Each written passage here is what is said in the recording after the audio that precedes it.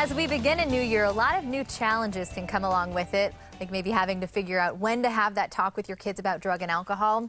Here today to tell us about a conversation that every parent should be having with their kids as we roll out the new year is Deborah Kamela. She is with the Lee County Coalition for Drug-Free Southwest Florida. Always great to see you, Deborah. Thank you so much. It's a great way to start the year. It is, absolutely. We're talking about making those healthy choices. I think this is the perfect time to ask, when do we start that conversation? When is the time to talk to our kids about making these healthy choices? Well, surprisingly enough, you can start when they're 3 or 4. You can talk about, do I want to eat a cookie for breakfast or do I want to eat a banana for breakfast? And by having those discussions about healthy choices, your kids will get used to talking to you and you'll get used to listening to them.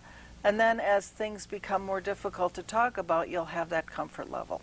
And you mentioned comfort level. I think it can be a little intimidating as a parent to bring that up and find the right time. But as she said, making those healthy choices, this starts early and something you try to continue with to kind of help that comfort level, right? Absolutely. And you have to develop an atmosphere where your children can disagree with you, which for all of us is not always real comfortable.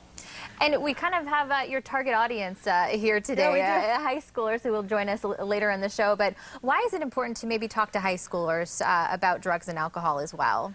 Sometimes I think we expect our children to be mind readers. And we need our children to know we love them, that their safety is the most important thing in the world to us. And using alcohol and drugs can really jeopardize that safety. We were talking during the break, you said something that was quite shocking to me, and that is that a lot of people, our parents or people out there, do not consider beer and alcohol. Is that true? That's true. They consider beer to be some kind of a fancy soft drink, but it is alcohol, it is harmful, and it is harmful for teens. Yeah. Because your brains don't develop until you're 22, so. So why is it important, especially, you know, as we have our high schoolers in here today, to really kind of open that conversation? What happens if we don't talk to?